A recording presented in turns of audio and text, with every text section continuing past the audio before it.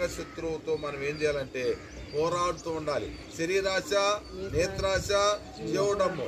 శరీరాశ, నేత్రాశ, జీవడము అంతరంగా శత్రు స్వభావాలు. రోమాపత్రిక 6:11 కనుక మనం చదివితే, రోమాపత్రిక 6వ అధ్యాయం 11వ వాక్యం కనుక మనం చదివితే,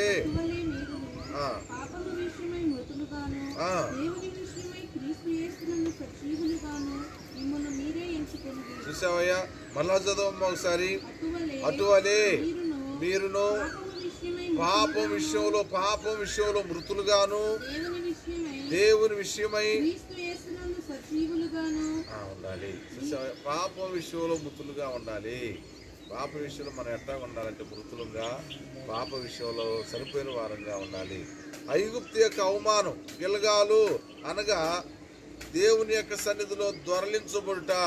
ఐగుప్తు అవమానం, దొరలించబడుట ఏ విధంగా అంటే, ఇశ్రాయేలీలు అరణ్య ప్రదేశంలోకి వచ్చిన తర్వాత గిల్గాలు అనే స్థలంలో ఆగాల్సిందే. ఎందుకు ఆగాలయ్యానంటే, అక్కడ ఇశ్రాయేలీలు చేయాల్సిన పనులు కొన్ని ఉన్నాయి. అవి చేయకోకుండా బయటికి పోవటానికి వీల్లేదు. గిల్గాలు అనే స్థలంలో ఇశ్రాయేలీలు ఆగాలి.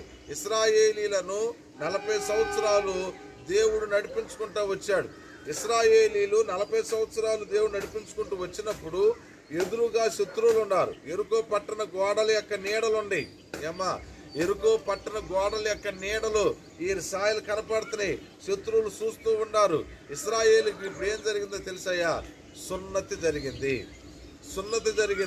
సున్నతి జరిగిన తర్వాత ఆ యొక్క అది అంతా కూడా మానిపోయిందాకా పురుషులందరూ కూడా ఎలాగుండారు? విశ్రాంతిగా ఉండారంట. ఏం జరిగింది గత కాలంలో? ఆదికాండం 34వ అధ్యాయంలో సున్నతి చేయబడ్డప్పుడు ఇశ్రాయేలీల కుమారుడైన మరి షిమియోను, లేవి ఇద్దరు కూడా వెళ్ళి వారి పురుషులందరినీ మడిమల తెగనరికి వారిని హతం చేశారు. అయ్యా, ఇప్పుడు ఈ శత్రువులు చూస్తూ ఉండంగానే ఇశ్రాయేలీల యొక్క బాహ్య శర్మో గోప్య శర్మో కత్తిరించబడింది. ఒక్క దినమునందునే ధర్మశాస్త్రం నెరవేర్చబడటం కోసం ఇశ్రాయేలీలందరూ సున్నతి చేయబడ్డారు. శత్రువులు చూస్తున్నారు, వీళ్ళు కదలకూడదు, మెదలకూడదు. వెంటనే వీళ్ళ మీదకి వచ్చి దాడి చేసి సమస్తాన్ని నిర్మూలన చేయొచ్చు. కానీ యెహోషువ ఈ విషయంలో ఎన్నడూ కూడా అన్ని విషయాల్లో దేవుడే చూసుకుంటాడనే ధైర్యంతో శత్రువులు చూస్తున్నా ఎరుకో కోట గోడల నీడ వీరి మీద పడుతున్నట్టుగా ఉన్నా సరే వారు సున్నతి చేయబడ్డారు. కారణం ఏంటంటే, వారు కొత్త అనుభవంలోకి వెళ్ళాలంటే, ఆ కానాన్లోకి అడుగు పెట్టాలంటే ఆ అనుభవం సున్నతి లేకుండా అడుగు పెట్టడానికి వీలు లేనే. అందుకని అంటాడు కదా, ఈరోజు మరి మన సంబంధం ఇది సున్నతి అనేటువంటిది ఆత్మ సంబంధమైనటువంటి విషయాలు. ద్వితీయోపదేశకాండము 10వ అధ్యాయము 16వ వాక్యం. ద్వితీయోపదేశకాండం 10:16. కాబట్టి మీరు సున్నతి లేని మీ హృదయమునకు ఇక మీదట ముష్కారులు కాకుడి. చూసామమ్మా, ఏమి లేదమ్మా మీకు? సున్నతి లేని మీకు సున్నతి చేయించుకోండి అన్నాడు. 30వ అధ్యాయం 6వ వాక్యం. ద్వితీయోపదేశకాండం 30వ అధ్యాయం 6వ వాక్యం. మరియు పూర్ణ హృదయముతోను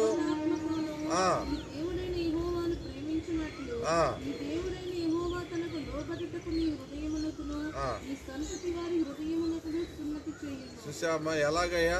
పూర్ణ హృదయముతోను పూర్ణ ఆత్మతోను ప్రేమించినట్లు నీకును నీ పిల్లలకి సున్నతి అన్నా లేదమ్మా, సున్నతి చేయించాలి.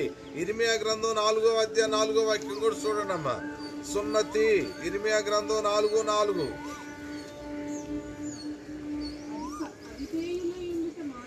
అవిధేయుల యుండుట మానుకొని బట్టి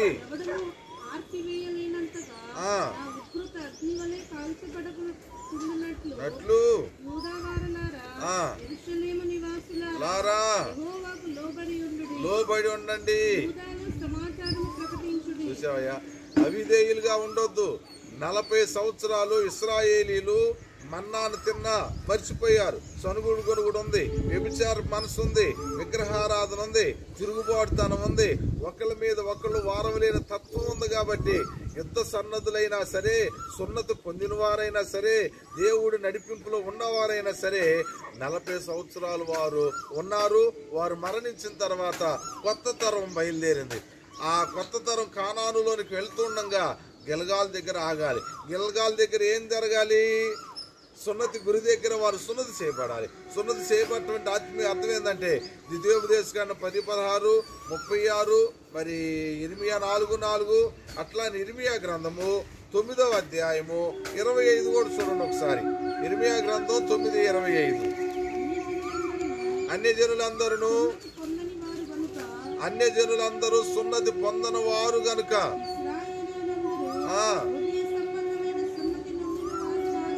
చూసావయ్యా, అన్యజనులేమో సున్నతి లేదు, ఇశ్రాయేలీలోనేమో హృదయ సున్నతి లేదు కాబట్టి అన్నాడయ్యా. సరే, కొలస్సీలకు రాసిన పత్రిక 2:11 కూడా చూద్దాం ఒకసారి.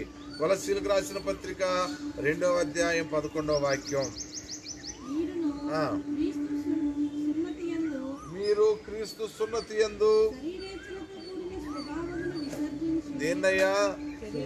మీరు క్రీస్తునందు సున్నతి శరీర సంబంధమైన చదువమ్మా ఒకసారి ఆ లైన్ చదువమ్మా.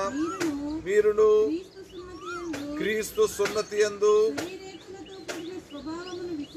శరీరేచ్ఛలతో కూడిన స్వభావం విసర్జించి చేతి యందు చేయబడిన సున్నతి వద్దు. చూసావయ్యా, సున్నతి చేతి యందు చేయబడిన సున్నతి కద్దు. యెహోషువ సున్నతి గిరి దగ్గర కత్తులు చేయించుకున్నాడు.